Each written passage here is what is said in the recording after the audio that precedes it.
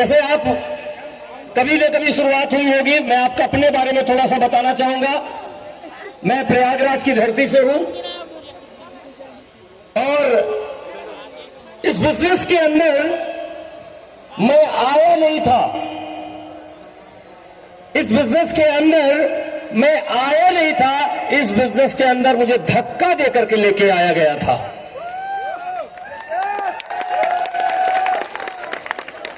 जानना चाहेंगे कैसे?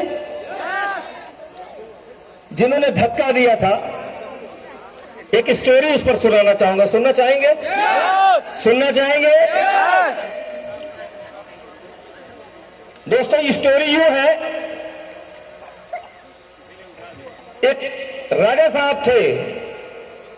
राजा साहब जो है अपने लड़की की शादी किसी होनहार से करना चाहते थे, किसी मजबूत इरादे वाले के साथ करना चाहते थे, किसी साहसी व्यक्ति के साथ करना चाहते थे। तो उन्होंने ढिंढोरा पिटवाया कि जो हमारे यहां तालाब है उसमें बड़े बड़े मगरमच्छ हैं और जो व्यक्ति इस तालाब में कूद करके पार हो जाएगा उससे दो ऑप्शन थे, या तो लड़की की शादी हो जाएगी और या तो शायद वो कुछ मनी भी ले सकता है।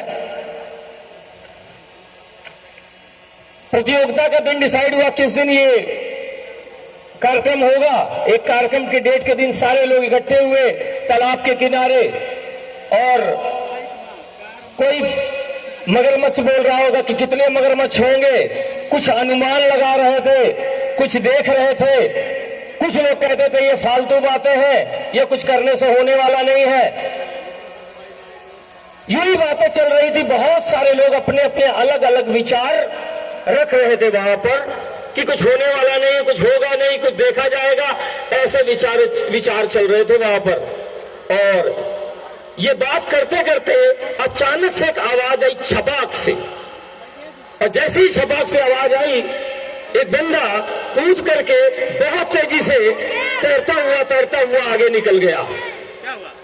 तैरता हुआ आगे निकल गया और पार कर गया। उसका हाथ लोगों ने उठाया ऐसे पकड़ करके, वाह क्या बात है, कमाल कर दिया, साहसी व्यक्ति, ये है वो है, अब तो तुम अमीर बन जाओगे। राजा साहब के पास ले जाया गया कि राजा साहब यही वो साहसी आदमी है। और ये तो उन्होंने क्या चाहिए भाई, मैंने तो ऐलान दोनों किया था भाई आपको सोने के मोहरे भी दी जाएंगी, और मैंने ये भी ऐलान किया था कि उस साहसी आदमी से लड़के की शादी भी करी जाएगी। तुम बताओ क्या चाहते हो? उसने कहा राजा साहब सोने के मोहरे नहीं चाहिए मुझे। अच्छा, तो इसका मतलब तुम होशियार हो कि लड़की की शादी हो जाएगी, तो इसका मतलब तुम्हारा राजपाट, तुम्हें बहुत सारा राजपाट मिल जाएगा, यानी बड़े चतुर इंसान हो। उसने कहा नहीं, मुझे लड़के से शादी भी नहीं करनी। तो फिर क्या तुम चाहते क्या हो? फिर कूदे क्यों? बोला बस केवल उस आदमी का नाम बता देना जिसने मुझे पीछे से धक्का दिया है। वाह वाह, गजब गजब। दोस्तों, ऐसे ही नेटवर्क मार्केटिंग इंडस्ट्री के अंदर बिलीव नहीं होता, विश्वास नहीं होता, तो जाहिर सी बात है कि कोई ना कोई धक्का देने वाला मिलता है, कोई ना कोई धक्का देता है जबरदस्ती। उसी तरीके से हमें भी कोई धक्का देने वाला किसी ने धक्का दिया था, और आज मैं शुक्रगुजार हूं उसी की वजह से आप मुझे सुन पा रहे हैं, उसी की वजह से मेरा सम्मान है। वो धक्का देने वाले कोई और नहीं, वो एक महान इंसान है, मिस्टर विवेक कुमार सक्सेना सर। आए थे मेरे घर पर, पुराने थे, संपर्की थे, तो जहां पुराने होते हैं, संपर्क में होते हैं, साथ में आना जाना होता है, तो जाहिर सी बात है हम उनकी बातों को समझने के लिए तैयार नहीं होते हैं, और यही गलती हो जाती है। उन्होंने भी, वो चल करके बरेली से आए थे और मुझे इस अपॉर्चुनिटी को देने के आए थे कि संजय भाई यहां पर आकर के हम दोनों भाई इतना बड़ा कर देंगे कि लोग देखते रह जाएंगे, जिंदगी बदल जाएगी, चमत्कार हो जाएगा, पैसे आएंगे, व्यवहार बहुत होगा, लोगों में सम्मान बहुत होगा। सिक्योरिटी होगी, लेकिन उस क्षण मुझे विश्वास नहीं था। उस क्षण केवल सिर्फ मैंने ज्वाइन किया था, जो नाम आज देख रहे हैं उस नाम से ज्वाइनिंग नहीं किया था, सिर्फ एक रिस्पेक्ट के कारण, एक रिस्पेक्ट के कारण, पीछा छुड़ाने के कारण मैंने कहा था भाई कि अगर आप बरेली से आए हो तो ठीक है, कोई बात नहीं। मैं उस समय इंश्योरेंस की जॉब किया करता था Bajaj Allianz life insurance company में। सो मैंने केवल रिस्पेक्ट के कारण कि चलो ठीक है, पुरानी मुलाकात है तो ज्वाइन कर लेते, ताकि इनको यहां से बुरा भी ना लगे, केवल बुरा ना लगे, इसकी वजह से मैंने काम को शुरू किया था। एक्चुअल काम को शुरू करने के लिए शुरू नहीं किया था। तो मैंने कहा कि ठीक है भाई, अगर आप कह रहे हो तो मेरी मदर का नाम, मैंने इस बिजनेस को अपनी मदर के नाम से ज्वाइन किया था, क्योंकि मुझे करना ही नहीं था, मुझे करना ही नहीं था, इसलिए मैंने ज्वाइन किया था मदर के नाम से। और ज्वाइन करने के बाद बिलीव आने में, विश्वास आने में, काम करने में बहुत सारा टाइम लगा। 9 से लेकर के 10, 11, 12 टाइम लग गया। इतना बिलीव आने में 2, 3 साल, 4 साल का समय गुजारा गया। और लगातार सर फॉलो करते थे, बातचीत करते थे, और साथ साथ उन्होंने अपना काम बंद नहीं किया था। वो मेरे को फॉलो करते थे और साथ साथ वो अपना काम और लोगों के साथ में, जो लोग उनके साथ करने के लिए तैयार थे, उनके साथ लगातार कर रहे थे। मैं डिप्रेशन में भी था, जिसकी वजह से कुछ समझ में नहीं आता था, लेकिन बातचीत करने पर थोड़ा सा अच्छा लगता था कि चलो बात, पॉजिटिव बात हो रही है, सकारात्मक बात होती है, तो जिससे हमारे अंदर एक अच्छा भी लग रहा था। तो केवल बातचीत चलती रहती थी, लेकिन काम शुरू नहीं किया। लेकिन एक समय के बाद आया, जिस जॉब को मैं करता था, मैं आपको बताना चाहूंगा कि जॉब, मेरी तरह बहुत सारे लोग होंगे कहीं ना कहीं जॉब भी कर रहे होंगे, कि जॉब एक ऐसी व्यवस्था है जो भूखे सोने नहीं देती, लेकिन जीवन में तरक्की कभी होने नहीं देती। वो व्यवस्था है जॉब। और जॉब को उल्टा कर दीजिए, क्या लिख जाता है, क्या हो जाता है, बोझ। और वो चल रही थी, अगर अच्छा काम कर दिया तो दूसरी जगह ट्रांसफर, उस जगह ट्रांसफर होगा कि जिस जगह पर अभी कोई बिजनेस नहीं आ रहा, और काम नहीं हुआ तो दिक्कत की बात थी कि रोज के रोज कुछ ना कुछ सुनने को मिल जाता था। ऐसे ही जिंदगी चल रही थी, ऐसे ही सारा काम चल रहा था। और वहां पर 25,000 रुपए से शुरुआत हुई थी as a area sales manager. As a area sales manager की शुरुआत हुई। काम करते हुए बिजनेस आ गया तो अच्छा है, नहीं तो दिक्कत है। और जो वर्किंग टाइम था मेरा, वो वर्किंग टाइम लेबर लॉ के अनुसार वर्किंग टाइम था सुबह 9 बजे से लेकर के शाम 6 बजे तक। लेकिन दोस्तों, जो काम था मेरा, वो सुबह 6 बजे से लेकर के रात 12 बजे तक का था। क्योंकि 12 बजे दिमाग में लेते हुए कि अगली पॉलिसी कल जमा होनी है, तो बिजनेस कहां से आएगा। पॉलिसी के सपने अपने डिस्ट्रीब्यूटर से, जो लोग वहां आईसीज हुआ करते थे, वो सपने लेके सो जा करता था कि कल कहां जाना है। और सुबह 6 बजे से फिर दिमाग में आता था कि अब आज कहां जाए, आज एक पॉलिसी कैसे जमा हो। इसी चक्कर में किसी दिन ना जमा होने के कारण कम से कम नहीं तो मेरे घर में लगभग 70-80 बॉन्ड रखे होंगे, 70-80 बॉन्ड। और किसके, वो मेरे नाम के, क्योंकि मैं अपनी ही पॉलिसी एक जमा कर देता था कि लो आज कम छुट्टी मिल जाएगी। ये हालात चल रहे थे, किसी तरह से गाड़ी चल रही थी। लेकिन फिर बात होते होते एक दिन समझ में आया कि यार ऐसी जिंदगी, मतलब घर तो जैसा लगता था तो मैं तो घर का है ही नहीं हूं यार, क्या होगा आगे, अंधेरा सा छा रहा था।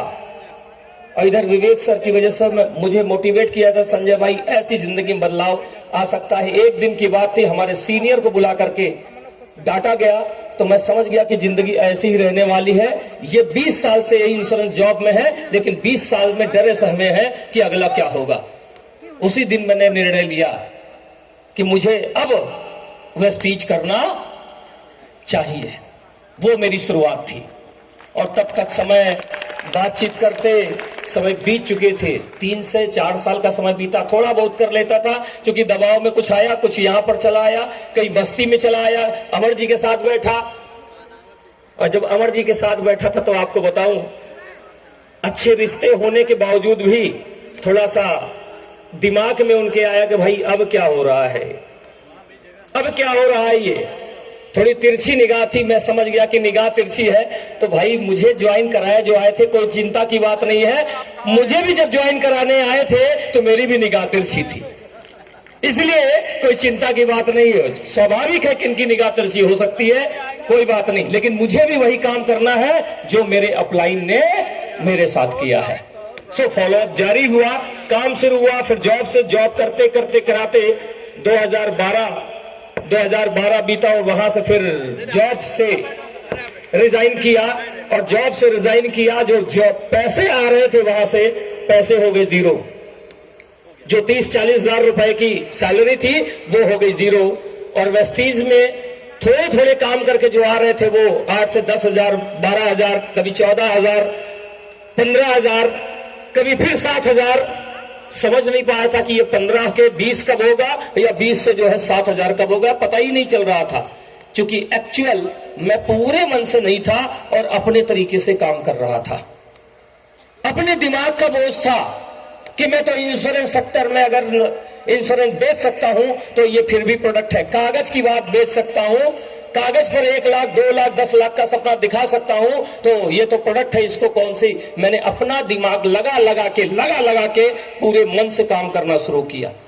अपना दिमाग लेकिन लगाया, सिस्टम का दिमाग फॉलो नहीं किया। उससे बहुत टाइम लगा मुझे। और ये चेक मेरी ऐसे ही होती थी, कभी 12,000 दो, कभी 15,000, कभी 17,000, कभी 7,000। बार बार समझाया गया मुझे और बताया गया कि भैया सिस्टम मैन बन जाओगे तो यहां पर सफलता आसान हो जाएगी। और जब इस तरह से त्रस्त हो गया तो मैंने कहा भैया अब बताओ करना क्या है। आज से मेरा दिमाग घर के अंदर कैद और आपका दिमाग चालू। दोस्तों उस दिन से ये शुरुआत हुई बढ़िया वाली तब से शुरुआत हुई। वो स्ट्रगल, वो मोटरसाइकिल के धुएं, वो कर्जा लेके काम करना, ये तब शुरू हुआ जब एजुकेशन सिस्टम में जाना शुरू किया। और एजुकेशन सिस्टम में जाना शुरू किया, सीएसएस में जाना शुरू किया। वहां से बिलीव आया, भरोसा आया कि कोई काम करे ना करे लेकिन मैं इस बिजनेस के अंदर सफल होकर दिखाऊंगा। और वही मेरी शुरुआत थी इस बिजनेस में। मोटरसाइकिल में धुआं होने के बावजूद, कर्जा लेने के बावजूद अब चिंता नहीं थी। अब एक ही चीज थी कि यहां से आकर के पहला बेंचमार्क डिसाइड किया कि मुझे 1 लाख रुपए कमाना है। 1 लाख रुपए बोलना शुरू किया लोगों से कि आने वाले समय में मैं 1 लाख रुपए पर मंथ कमाऊंगा, आने वाले समय में 1 लाख रुपए पर मंथ कमाऊंगा। ये लोगों को बिलीव दिलाना शुरू किया, बोलना शुरू किया। बस्ती के अंदर भी आकर जहां काम करता वहां पर सब जानते थे कि आने वाले समय में कितनी इनकम होगी, कितनी इनकम होगी। लोग रिएक्शन ऐसे देते थे, सुन तो लेते थे, लेकिन जब मुस्कुराते थे तो मुझे समझ में आ जाता था कि कुछ तो अभी गड़बड़ है। लेकिन मैंने उस मुस्कुराहट पर, अपने इरादे पर पाबंदी नहीं लगाई और लगातार इस काम को सक्सेस सेमिनार लेकर के करता रहा।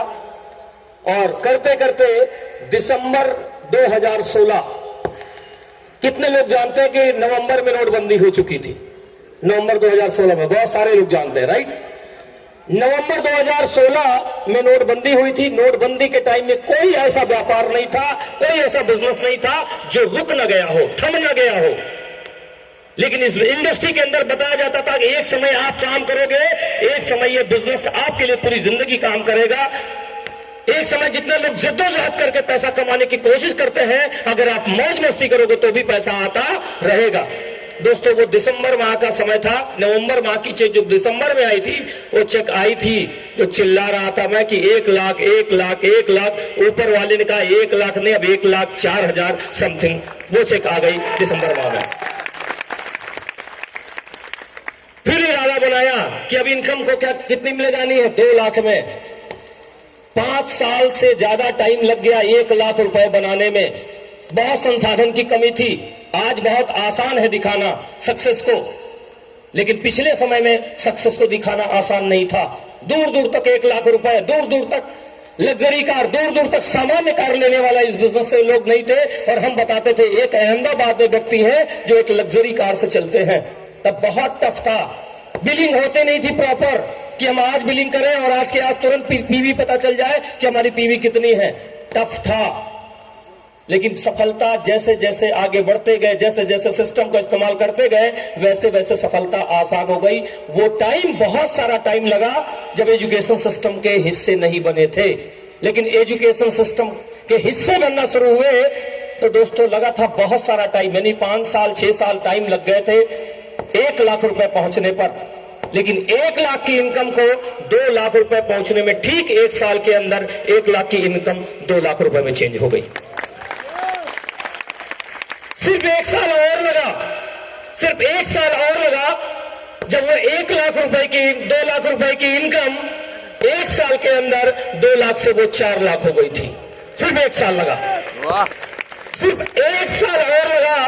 जो 4 लाख रुपए की इनकम थी वो 1 साल के अंदर चेंज होकर के 6,25,000 सम चेंज के रूप में चेंज हो गई।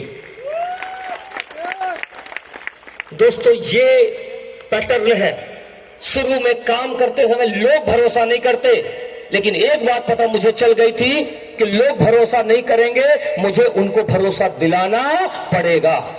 एक बार नहीं, अगर किसी के पास 10 बार मुझे जाना पड़े तो दिक्कत की बात नहीं है, क्योंकि एक बार भरोसा हो गया, एक आदमी को भरोसा हो गया, 2 आदमी को भरोसा हो गया, 4 आदमी को भरोसा हो गया, तो वो 4 आदमी 40 आदमी को बदलने में टाइम नहीं लगाएंगे, और वो 40 आदमी 2,500 लोगों को बदलने में टाइम नहीं लगाएंगे, जो आज 2,500 लोग यहां पर बैठे हुए हैं। सो ऐसे चेंज होता है, ऐसे भरोसे से चीजें बदलाव लेती हैं।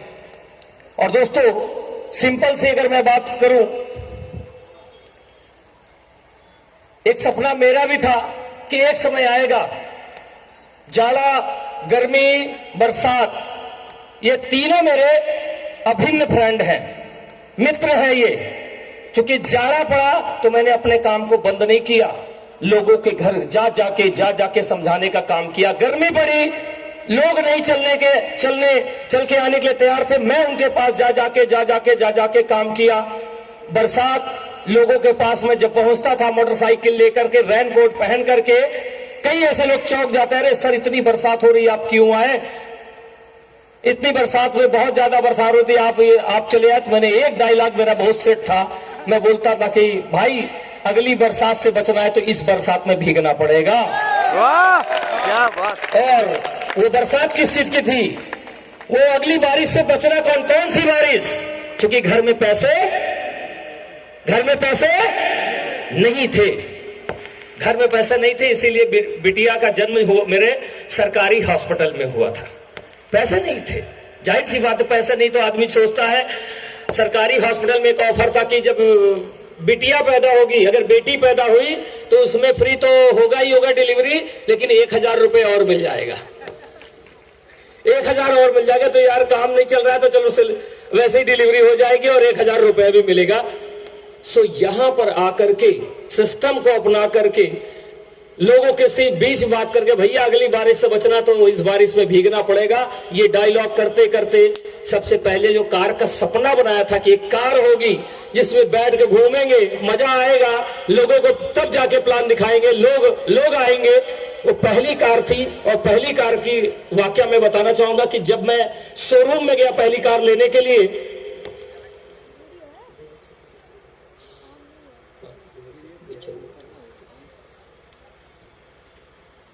वो चल रहा था कि कार से चलेंगे, मजा आएगा, फिर बारिश तो कुछ नहीं, कीचड़ भी नहीं, और बस यही सपने लेकर के, और एक डिसाइड किया दिन डिसाइड किया कि मैं 26 नवंबर 2013 को मेरी कार आएगी।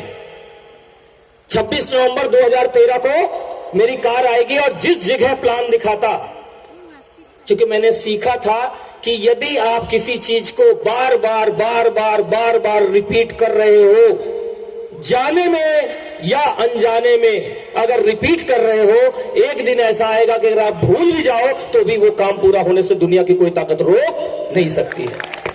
तो मैं वही बार बार रिपीट कर रहा था। 26 नवंबर 2013 मैं कार से चलूंगा, 26 नवंबर 2013 मैं कार से चलूंगा।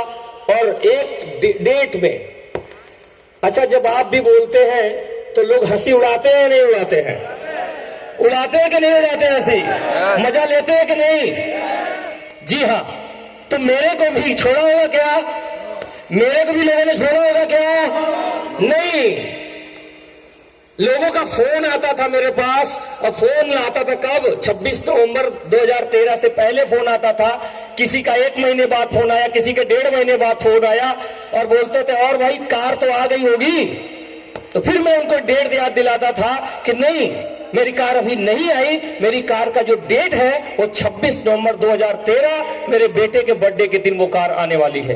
बार बार लोग मजाक बनाया करते थे।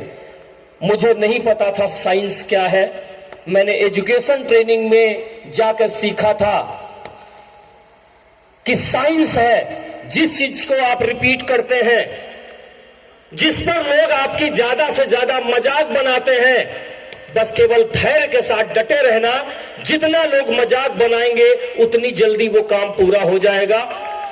और पहले किसी ने लिखा भी है, पहले किसी ने लिखा, किसने लिखा मुझे नहीं मालूम, किसी ने लिखा है कि जिस पर जग हंसा उसी ने इतिहास रचा। जी हाँ, वही काम मैंने किया। मैं केवल डटा रहा, मैं केवल डटा रहा, मैं लोगों को बताता रहा। बताते बताते एक घटना हुई 26 नवंबर 2013। मैं बार बार उससे फोन करूं, दिल की धड़कन बढ़ गई, दिल की धड़कन बढ़ गई। और मैंने बार बार उससे पूछा कि भैया 26 तारीख को गाड़ी मिल जाएगी? उन्होंने कहा बिल्कुल सर, आप आओ मिल जाएगी। और मैं फाइनली 26 नवंबर 2013 को पहुंचा। पहली कार आई मेरी। वहां से मैंने, चूंकि चलाना जानता नहीं था, चलाना जानता नहीं तो ड्राइवर को लेके गया, कार लेकर के आया और फिर जर्नी शुरू हुई। फिर दूसरी कार का सपना देखा। दूसरी कार कौन सी होती? लगभग लग्जरी कार का सपना देखा और उसकी भी डेट डाली कि बिटिया के बर्थडे के दिन लग्जरी कार लूंगा। दोस्तों, इस बार लोगों ने मजाक बहुत कम बनाया था, क्योंकि समझ में आ गया था कि एक बार कर चुका है, दोबारा इसका भरोसा नहीं, फिर कर लेगा फिर कर लेगा ये। दूसरी बार जब डेट आई 18 सितंबर 2018 को, मैं बताना चाहता हूं, किसी भी चीज को पाना चाहते हो तो सबसे पहले डेट डिसाइड कर दो। डेट डिसाइड कर दो। डेट डिसाइड आज कर दिया और लोगों से बताना शुरू कर दिया तो 50% आज आपका काम हो चुका है। 50% केवल दुनिया को दिखना बाकी है, बस इतना सा रह जाएगा। 18 सितंबर 2018 को मैंने अपने लिए लग्जरी कार ली, BMW X1 X लाइन। और जो मजा आता है चलाने में, मजा आता है चलाने में। आप भी फील करना चाहते हैं? यस। आप भी महसूस करना चाहते हैं? तो जाइएगा कार के शोरूम में और टेस्ट ड्राइव करिएगा। चलाना जानता है ना, जो चलाना जानता है उसको लेके साथ में जाइएगा, फील करिएगा, क्योंकि जितनी जल्दी फीलिंग्स दिल में आ जाएगी उतनी जल्दी वो कार आपके पास में आ जाएगी।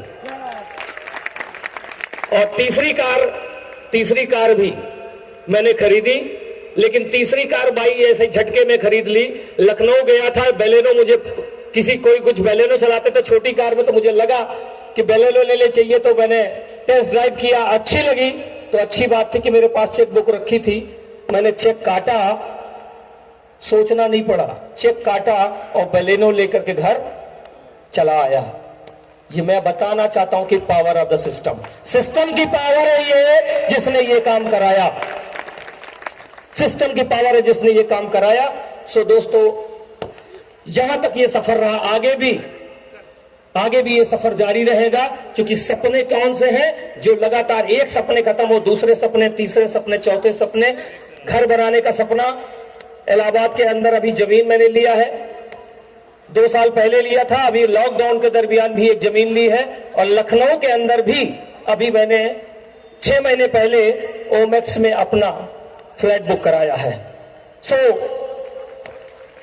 सोचो, सोचने की हिम्मत तो करो, सोचने की हिम्मत तो करो और गोल बनाओ, लिख डालो।